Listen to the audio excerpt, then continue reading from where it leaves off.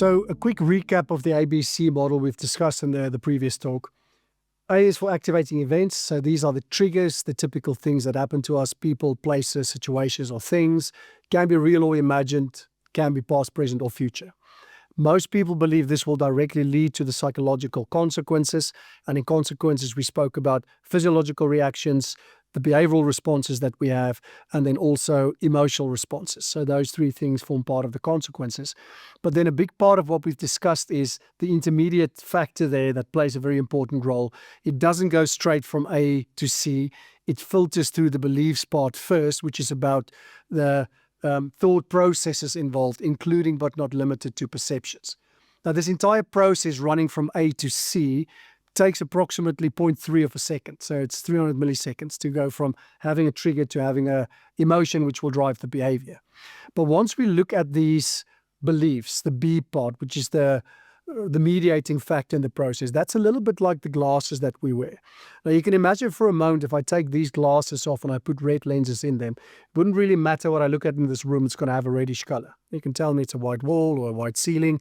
I'll hear what you say, but once I look at it, I'm going to see it as red. So it doesn't matter what the information is I receive, my perception of this is it's going to be red.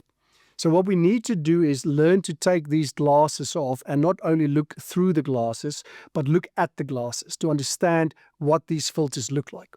Now, when we look at the lenses, what happens in the B system, we can technically divide human cognitions into three sublayers. Now, it's never as clear-cut as we always make it out to be in the theoretical side of things, but these are overlapping layers, but definitely distinctly different. It's a little bit like a pyramid that you'll see, with the tip of the iceberg being the automatic thoughts. Meaning in any given trigger, if I hit the pause button, we stick a little microphone in your head, and I ask you what's going through your mind, that will be the automatic thoughts. You can tell me what you're thinking, what that voice is doing, real-time running commentary. Those are the automatic thoughts. It's not too difficult, although it's not a natural thing for us to be aware of all the time. It's not the most difficult thing to spot. However, if you draw the line below that, everything that sits below that line becomes a little bit more tricky and a bit more challenging to access. You will deliberately not hear me use the word subconscious. I like the word, typically in cognitive behavior psychology, semi-conscious, meaning it's not that I can't help it, it's just my brain doing this, but it's not a deliberate thing that you do. It's a semi-conscious process that your brain will influence. Now, when you dip below that line, in the middle of the three tiers is something we call intermediate beliefs, or I like the word procedural beliefs, because this is giving us an indication of what drives the procedures of emotion and behavior at the consequence level. So in this middle tier, we effectively get what we call the rules. So these are the rules we create for ourselves during the course of our lives. So every single waking moment of your day during your chronologic timeline, we are busy observing the world and kind of finding ways of navigating through this. So through the course of your life, you create a lot of rules for yourself about what you think you should do, how other people should be, what life should be like. That will govern and guide the way that you do things. But for each of these rules that we have, we also have an assumption. So we call it a propositional kind of assumption, a if-then belief. If I stick to the rule, then I'll be fine. Or on the other hand, if I don't, then there will be consequences. So the brain is continuously busy processing things through this filter.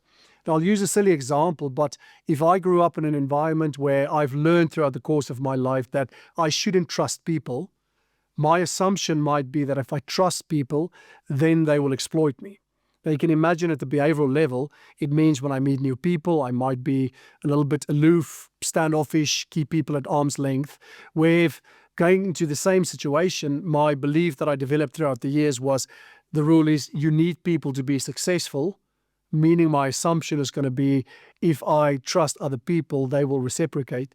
You can imagine how it will change behavior. Now, because we don't think these things in words, very often what we do is we reverse engineer by looking at how do people feel and behave in any given situation, and then trying to work out, but why? What's the reasoning behind this?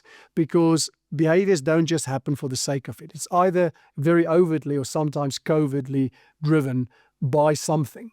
So we try and figure out what these rules are and what the assumptions are, because people never test their own rules or assumptions. They take it on face value and they keep on acting in the same way, hence the reason that behavior becomes so predictable at a certain extent. But sometimes, unfortunately, these behaviors are not functional behaviors. And it's weird because you'll think that we won't do things that are counterproductive. But from a human behavior perspective, it's not so much about being in a comfort zone as it's about being in a familiar zone. We stick with what we know. Even if it's bad, we'd rather deal with that than the uncertainty of not knowing.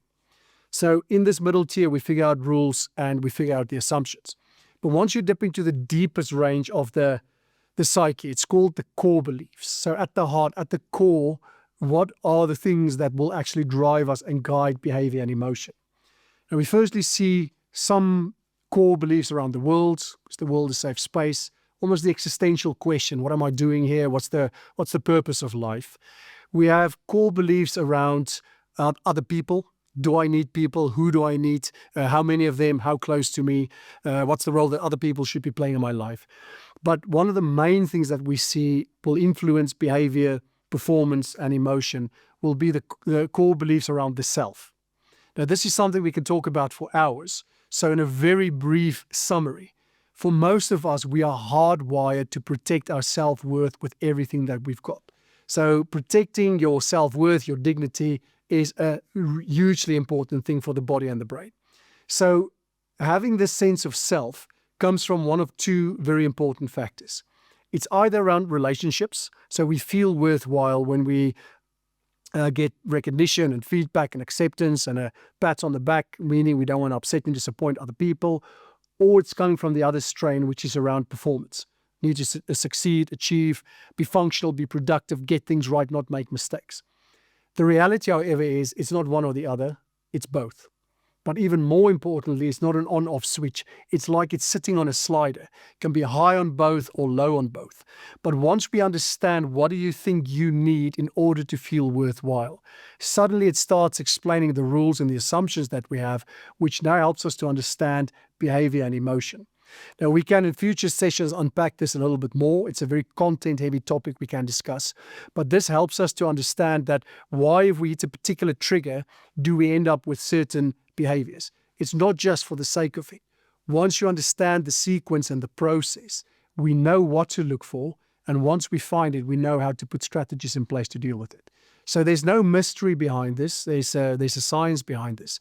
But having an awareness firstly and an understanding that the trigger is only that, it's a trigger, means that we can start spending our time on the places we need to spend the time, which is understanding cognitive subsets.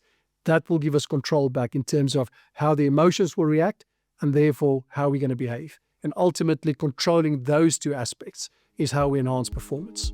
So please dial in for future discussions when we talk about how do we get there and we unpack this in a bit more detail. But any questions or comments are welcome in the comment section. But I look forward to seeing you in the next installment. So thank you and see you later.